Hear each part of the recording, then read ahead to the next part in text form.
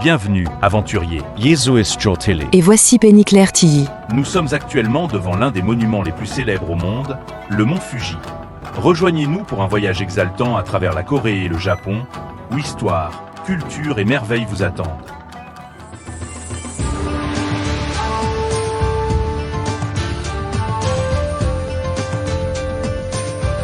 Le Japon et la Corée, où vous pouvez découvrir le meilleur de l'Asie de l'Est. Des temples et sanctuaires empreints de sérénité historique aux néons animés des villes, avec des habitants reconnus pour leur politesse et leur hospitalité. Le Japon et la Corée vous offrent un voyage captivant à travers leurs trésors.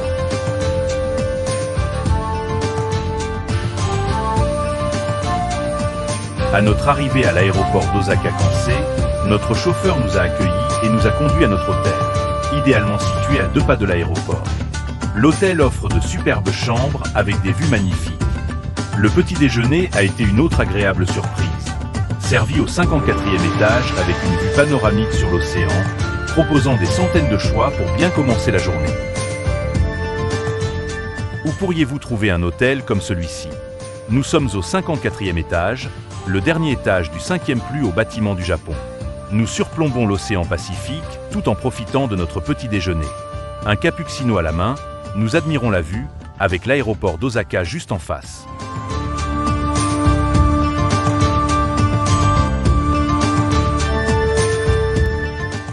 Le premier jour de notre excursion au Japon nous amène au château d'Osaka, construit en 1585 par Boshi Toyomi, l'empereur du Japon. Préparez-vous alors que nous vous faisons découvrir le pays du soleil levant.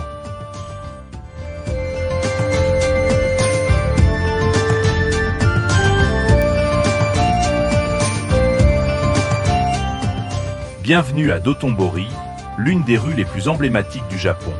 C'est comme si vous entriez dans un jeu vidéo. Regardez autour de vous, des crabes géants, des vaches dorées, de la nourriture partout, et des magasins à perte de vue. Si vous ne trouvez pas ce que vous cherchez à Dotonbori, c'est probablement introuvable ailleurs au Japon.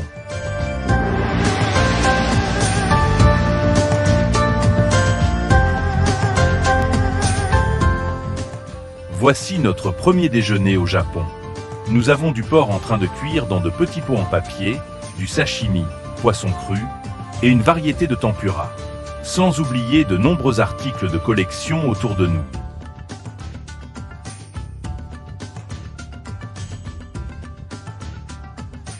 Ce repas s'annonce fabuleux. Bon appétit!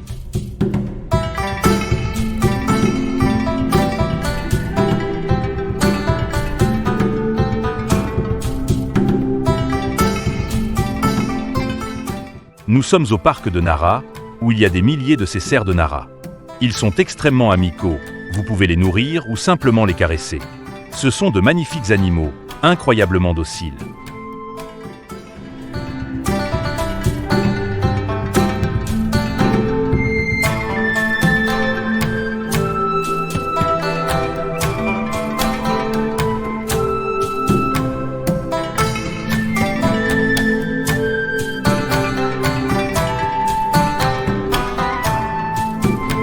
Eh bien, nous y sommes, la célèbre forêt de bambou d'Arashiyama. C'est comme entrer dans une forêt enchantée, un véritable voyage vers un autre monde. C'est comme un labyrinthe de bambou avec la lumière du soleil filtrant à travers la canopée. Entre le chant des oiseaux et le bruissement des bambous, l'atmosphère est vraiment apaisante et méditative. C'est tellement apaisant que je pourrais m'endormir debout.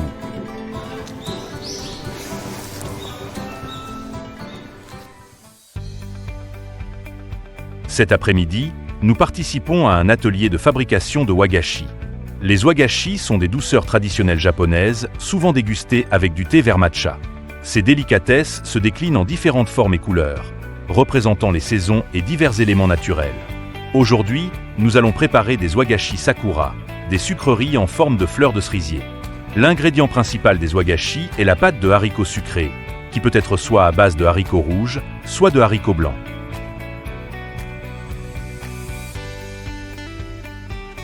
Alors, voici 2 wagashi, l'un a été fait par le maître et l'autre par moi. Pouvez-vous deviner lequel est le mien? Eh bien, vous avez deviné. Oui, celui-ci, c'est le mien. La fabrication de ces douceurs a été un peu plus difficile que je ne le pensais. Mais vous savez quoi? Il a quand même l'air plutôt appétissant, vous ne trouvez pas? Je vais maintenant goûter avec mon thé matcha japonais traditionnel. Ça donne envie, n'est-ce pas?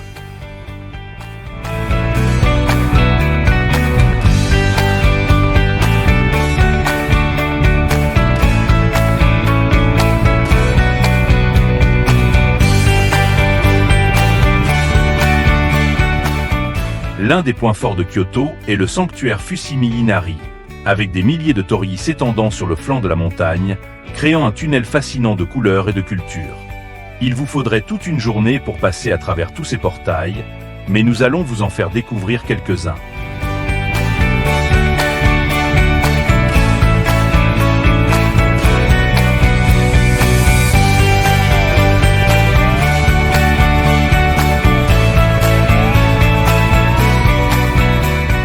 Un autre joyau de Kyoto est le temple Kinkakuji, également appelé le pavillon d'or. Voyez comme il brille. Vous savez pourquoi il est si éclatant? Les 2 étages supérieurs sont en fait recouverts de feuilles d'or. Oui, il y a plus de 20 kg d'or.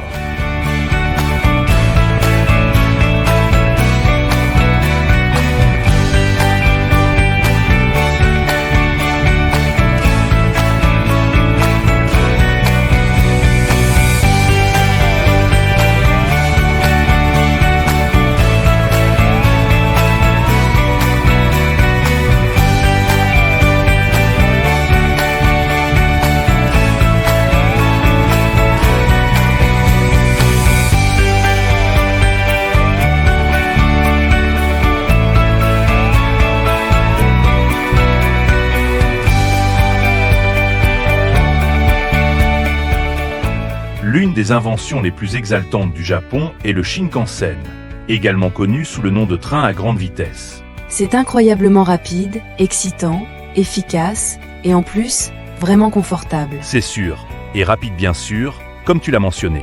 Le Shinkansen atteint des vitesses d'environ 350 km/h, transportant les passagers de ville en ville à travers le pays. Et il est aussi très sûr. Son dossier de sécurité est impeccable. Alors, montez à bord et profitez du voyage.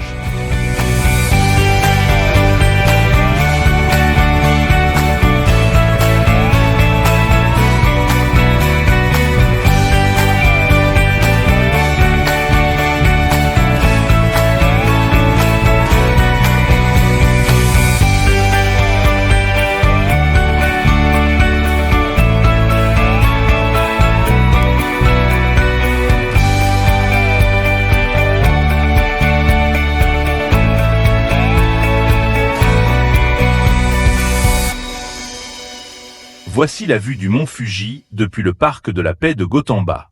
N'est-ce pas spectaculaire?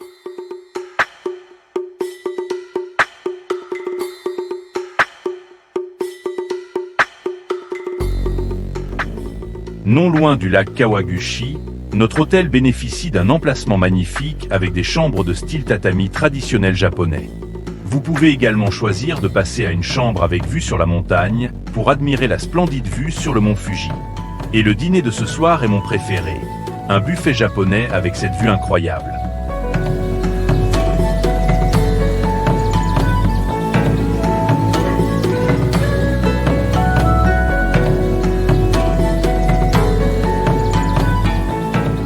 Que pensez-vous de cette expérience culinaire? Un dîner japonais traditionnel, magnifiquement préparé pour nous, en style buffet. Regardez-ça, c'est le mont Fuji. Le vrai mont Fuji. Juste là.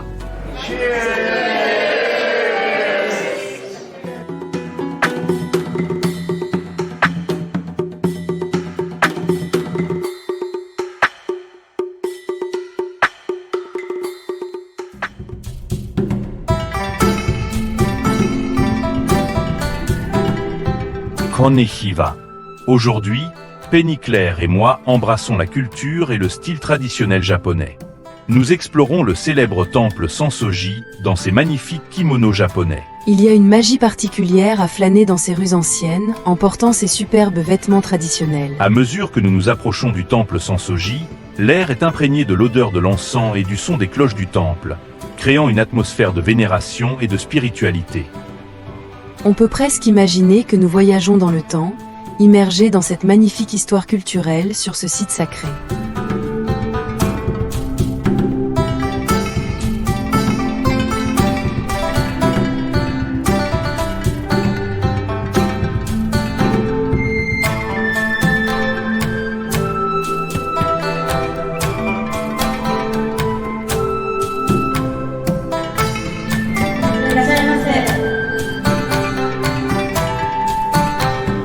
떼르사만하타에 요코소.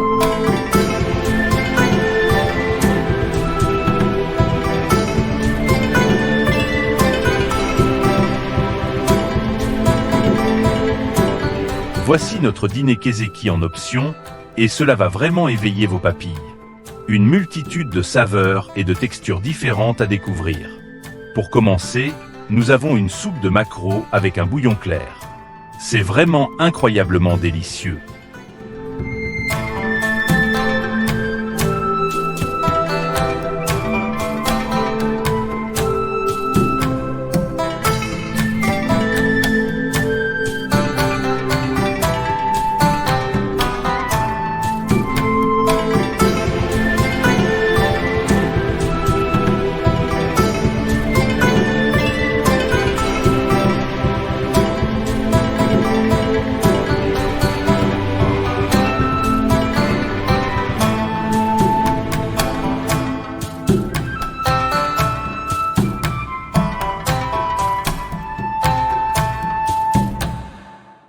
Le carrefour de Shibuya, l'intersection la plus animée et excitante de tout le Japon.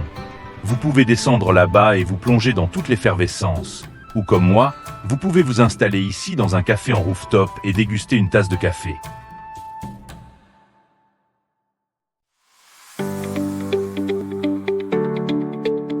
Après un court vol depuis le Japon, nous avons commencé notre nouvelle aventure en Corée du Sud.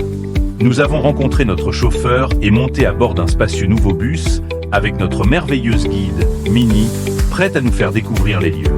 Restez avec nous pour explorer la culture vibrante de Séoul, savourer de délicieux plats de rue et visiter des temples époustouflants.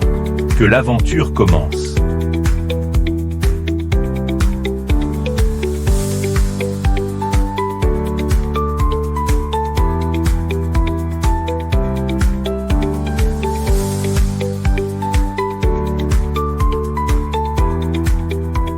Voici le village d'Andong, construit autour d'un puits datant du XVe siècle.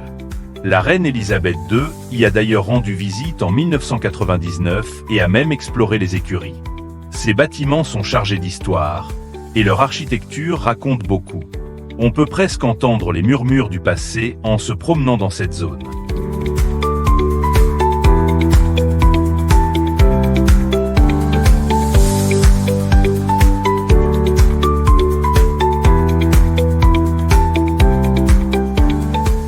Au cœur de ce site du patrimoine mondial de l'UNESCO, vous trouverez cet arbre de Zelkova âgé de 600 ans. Les gens viennent ici depuis des siècles pour faire des vœux et les attacher à la corde ici, ou directement à l'arbre.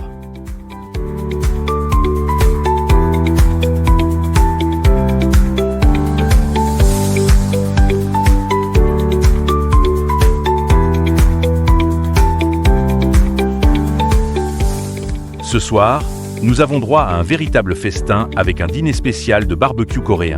C'est une grande soirée pour les amateurs de viande, car vous pouvez faire cuire votre propre grillade ou recevoir de l'aide d'un maître barbecue professionnel. Pas de soucis pour les végétariens. Il y a également de délicieux champignons et légumes grillés.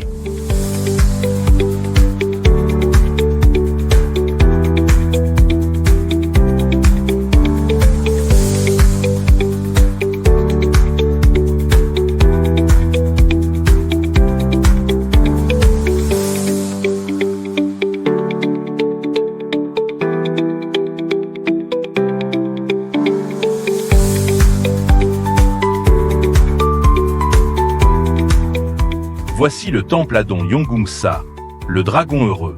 C'est un temple très spécial, différent de la plupart des autres, car il se trouve ici au bord de la mer, un temple très chanceux. Mais vous n'avez qu'un seul vœu à faire, alors choisissez-le bien.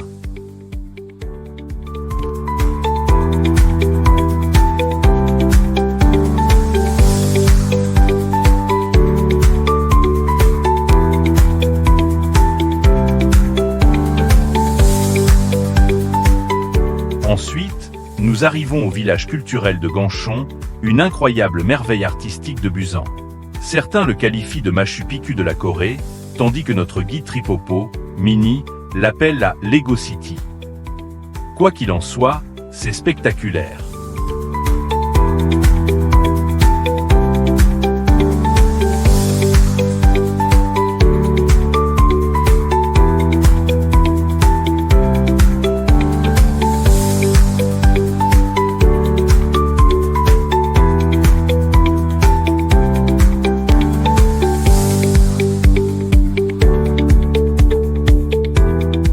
Vous avez entendu parler de Asterisk Chicken Soup for the Seoul Asterisk?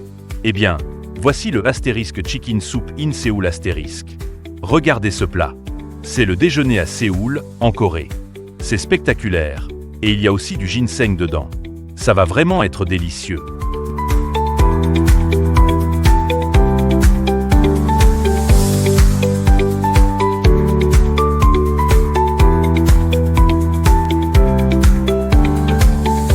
Voici le parc des tombes royales à Gyeongju. Ces collines ici semblent normales, n'est-ce pas? Mais ce ne sont pas des collines ordinaires. À l'intérieur se trouvent des tombes où la royauté est enterrée. Elles datent de la dynastie Silla en Corée, qui est l'une des dynasties les plus durables de l'histoire coréenne, ayant duré environ 1000 ans. Cette dynastie a pris fin il y a environ 1100 ans. Alors, allons voir de plus près les tombes de certains membres de la royauté.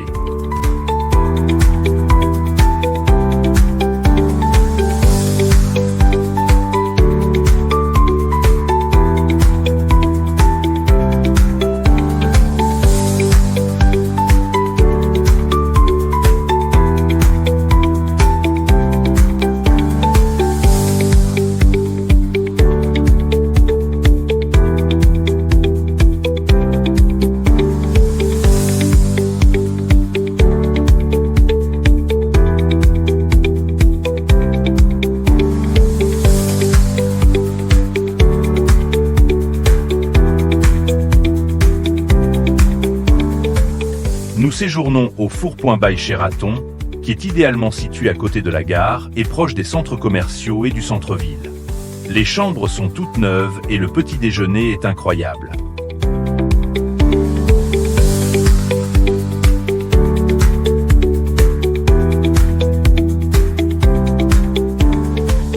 Nous sommes à environ 2 km de la Corée du Nord. Vous voyez cette clôture là-haut? De l'autre côté se trouve la Corée du Nord. Nous allons maintenant visiter le deuxième tunnel, qui est le tunnel le plus large et le plus proche de la Corée du Nord, découvert en 1975. Aujourd'hui, vous ne pouvez y accéder qu'en tant que groupe de voyageurs. Nous ne sommes pas autorisés à filmer à l'intérieur du tunnel, mais je voudrais vous montrer quelques photos après notre visite.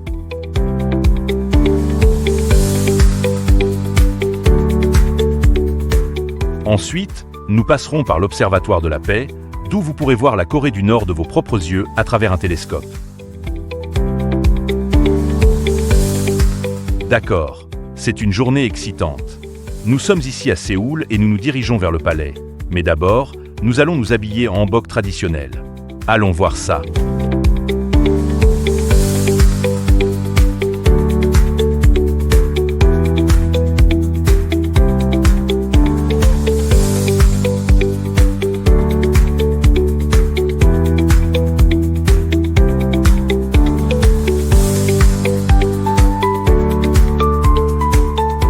Bienvenue au palais de Gyeongbong. Je suis Jo Tae-hee, avec ma charmante épouse Penny Claire. Et aujourd'hui, nous faisons un bond dans l'histoire en portant des hanboks. N'est-elle pas magnifique? Merci, Joe, tu es très élégant toi aussi. C'est vraiment amusant de jouer les rois et reines de ce magnifique palais. Vous savez, c'est le plus grand des 5 palais construits durant la dynastie Joseon, et il a été construit quand? 1395, et c'est un honneur de vous montrer notre magnifique humble demeure. Ne vous joindrez-vous pas à nous?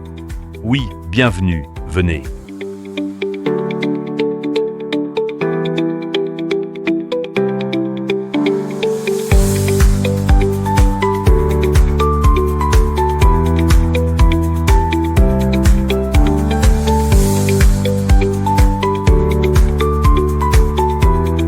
Nous espérons que vous avez apprécié ce petit aperçu du Japon et de la Corée avec Tripopo. Nous avons certainement pris beaucoup de plaisir à vous le présenter. C'était la saison des cerisiers en fleurs, mais les paysages sont tout aussi impressionnants en automne, lors du changement des érables japonais.